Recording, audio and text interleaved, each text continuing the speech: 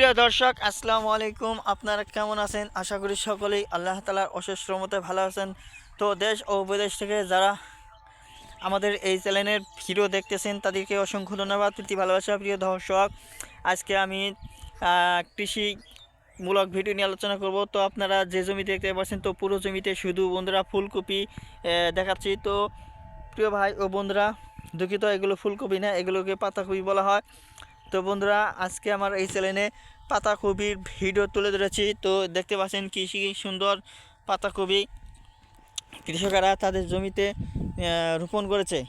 তো আপনারা চাইলেও কিন্তু নিজেরাই পাতাকপি জমিতে রোপণ করতে পারবেন। তো বন্ধুরা, মূলত রোপণ করার সময় কিন্তু সময় চলে গেছে, সেজন্য বন্ধুরা আপনারা চাইলেও কিন্তু এখন রোপণ করতে পারবেন না। কিন্তু আপনারা পাতাকপি কীভাবে রোপণ করতে হয় সমস্ত নিয়মকানুন আপনাদেরকে আমরা বলে দিতে পারবো, যদি আপনারা ভিডিওটি সম্পূর্ণ না টেনে দেখতে থাকুন। তো বন্ধুরা, পাতাকপি রোপণ করার জন্য সর্বপ্রথম আপনাদেরকে কি করতে হবে, আপনাদের কৃষকদের পরামর্শ গ্রহণ করতে হবে।